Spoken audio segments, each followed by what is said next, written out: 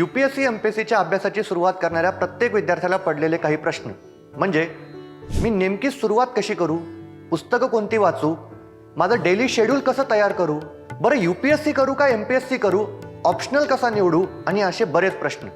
पण आता काळजी करू नका, कारण येत्या 16 डिसेंबर ते 30 डिसेंबरमध्ये चाणक्य मंडल परिवारचे सर्व सिनियर फॅकल्टीज तुमच्याशी वैयक्तिक संवाद साधणार आहेत आणि हो, तेही निशुल्क.